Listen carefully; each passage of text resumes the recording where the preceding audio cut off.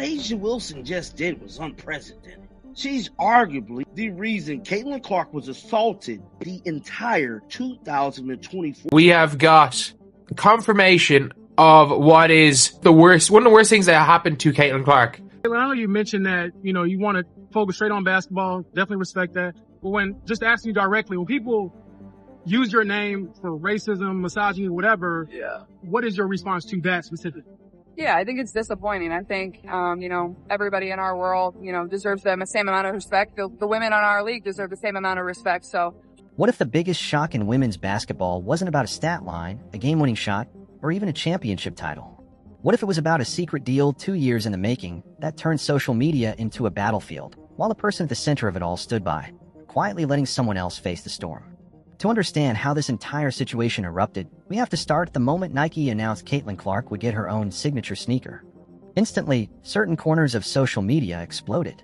How dare Nike pick a rookie over an MVP like A'ja Wilson? Why was Clark, brand new to the league, suddenly crowned the face of women's basketball? Clark supporters rallied to defend her groundbreaking achievements, while Wilson's fans insisted the snub was real, an obvious case of ignoring a veteran star who'd more than earned her place in the sneaker hierarchy. All the while, a surprising silence filled the air, A'ja Wilson's. She didn't jump in to calm her fan base. She didn't post a clarifying note or encourage people to wait and see. For months, those outraged on her behalf tore into Clark across every platform imaginable. Blogs, comment sections, fan forums, sports podcasts. Everyone was dissecting whether Nike and the entire WNBA were favoring Caitlin Clark. Meanwhile, A'ja said almost nothing, except for a few cryptic, subtle statements that did more to fuel confusion than stop it. Then, out of nowhere, the bomb dropped. A'ja Wilson had been working on her own signature shoe for 2 years. This news seemed to materialize out of thin air, but it wasn't a rumor. It was straight from Wilson herself, casually revealed during her official shoe launch. 2 years is a long time in the sports world. That's a complete college cycle. That's 2 full WNBA seasons of MVP-level performance. Yet for some reason, she never hinted to the public that she was already locked into the kind of deal people were fighting tooth and nail for on her behalf. The shockwave was immediate. It left fans and analysts asking a tough question. Was A'ja's silence truly just humility, or was it something far more calculated? The real drama here isn't just that A'ja Wilson had a deal in the works. It's the fact that she remained silent while a narrative of injustice exploded around Caitlin Clark. Social media chatter and even certain sports commentators accused Nike of blatant disrespect. They argued Clark was nothing more than a shiny new toy for the brand, overshadowing a proven champion. But as it turns out, Nike had already locked in Wilson's signature shoe. In other words, the brand was never disrespecting her. The deal existed. It was all set. The so-called slight was an illusion. Think about how easily Wilson could have cleared this up. One tweet, "My time is coming, don't worry about me." That's all it would have taken to cool down a meltdown. Instead, she allowed her fans to continue painting Clark as the undeserving rookie, someone who jumped the line ahead of a revered veteran. Week after week, people acted like Clark was a media darling who was taking food off A'ja's plate. And A'ja said, nothing. We're not talking about a small misunderstanding. This was a huge storyline in women's basketball for months. It fed into existing narratives, younger players overshadowing established stars, race-driven debates over who deserve recognition, and the classic argument that the WNBA was failing once again to honor its long-standing talent. But with this latest revelation about Wilson's 2-year head start, the heartbreak fans expressed on her behalf looks more like a carefully nurtured myth than a genuine grievance. Imagine reversing the roles. Suppose Caitlin Clark had locked in a signature shoe 2 years ago, but kept it hidden, staying silent while fans brutalized A'ja online. The sports world would likely erupt in condemnation, proclaiming that Clark had played the ultimate villain. She would have been labeled manipulative, disingenuous, and even opportunistic. Articles would drop daily, radio hosts would go on rants, and social media would be aflame with outrage. So why, when the situation flips, do we see so little condemnation? Certain prominent voices that were quick to critique Clark have gone silent now that Wilson's hand has been exposed. Even longtime basketball icons who typically champion honesty and fairness haven't come forward to say, "Wait a minute, did you really know this the entire time?" Instead, it's been brushed aside as A'ja Wilson just being humble or low-key. Is it humility, or is it something else? This kind of double standard isn't exclusive to sneaker deals. Look at how the WNBA has treated star rookies and rising talents for decades. Like, do you feel like as like professional athletes, you guys have like the most like stressful, like strenuous like careers? We don't have, our rookie orientation is not like anything too crazy. It's literally like obviously like a day before the draft and you're sitting there and you're talking, but it's like we don't get to go work out for teams. We don't have a combine. Sometimes, beloved veterans or even marketing campaigns subtly downplay their accomplishments to protect established hierarchies. It's not usually blatant hostility, more like an undercurrent of, they haven't paid their dues yet. But when it comes to Caitlin Clark, there's an extra level of friction. Her immediate impact, breaking record after record, drawing huge crowds, sky-high TV ratings, challenges the notion of slow growth or waiting one's turn. And that reality has put her on a collision course with a league that wasn't prepared for someone to dominate headlines so rapidly. If Caitlin Clark was rattled by all the negativity, she rarely let it show. From the moment she stepped onto a WNBA court, her numbers were staggering, massive scoring outputs, jaw-dropping assists, unstoppable energy. She wasn't just racking up stats on paper. She was igniting arenas filled with new fans eager to see what she'd do next. Suddenly, entire families that never watched women's basketball were tuning in. Highlight reels featuring Clark spread like wildfire across social media, and each game seemed to bring a new record or milestone. While this was happening, what did Clark do about the swirling drama over Asia's shoe? Nothing. She kept her head down, refused to engage in public feuds, and chose not to hurl insults or defend herself at every turn. Even when the criticisms got personal, accusations of favoritism, golden child treatment, or overshadowing black women's achievements, Clark stayed focused on basketball. That's the ironic part. As the league scrambled to handle this invisible feud, Clark was busy elevating the entire sport. Merchandise sales soared.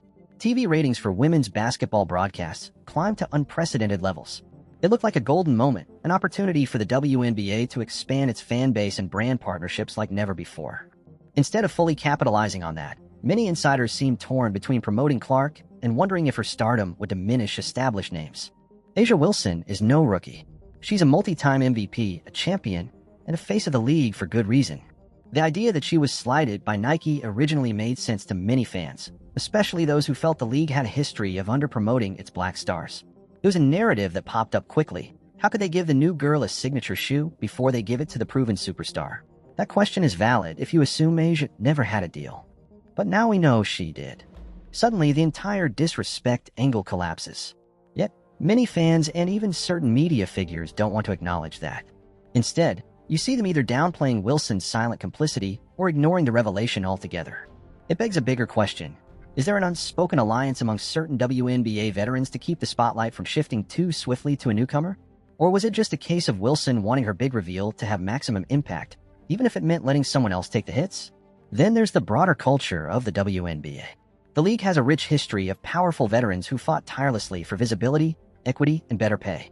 They're used to battling external forces, lack of mainstream coverage, unfair comparisons with men's sports, and so on. For someone like Caitlin Clark to arrive and instantly draw monumental attention could feel like skipping steps in that larger fight. Yet if the mission has always been to grow the game, shouldn't every star, new or old, be celebrated for expanding the spotlight? Nike itself hasn't escaped scrutiny.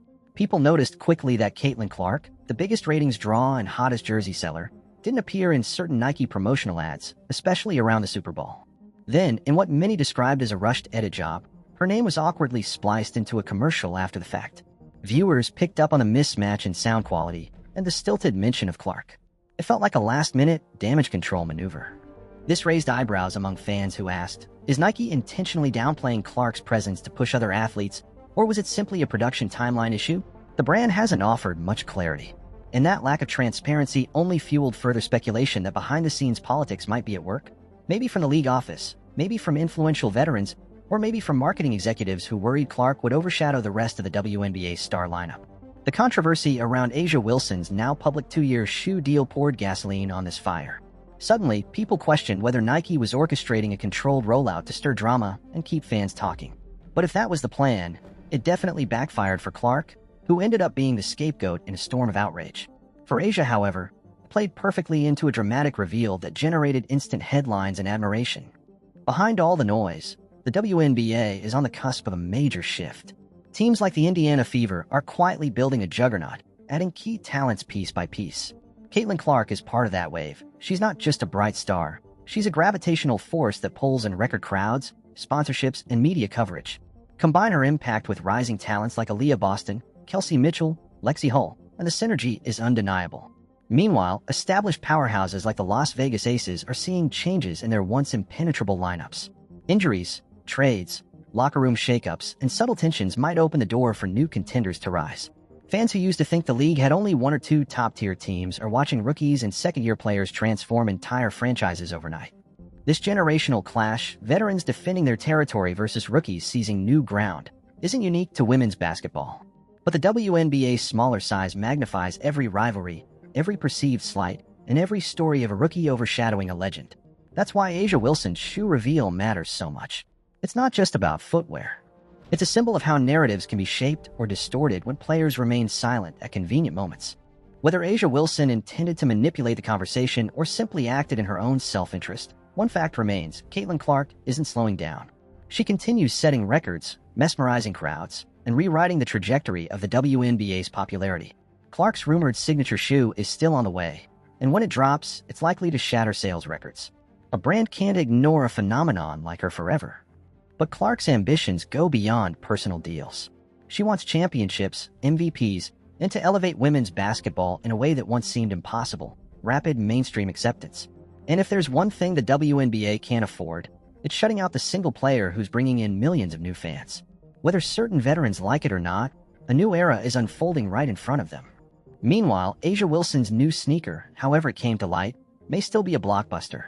She's a superstar with a massive following, and her contributions to the game have cemented her status.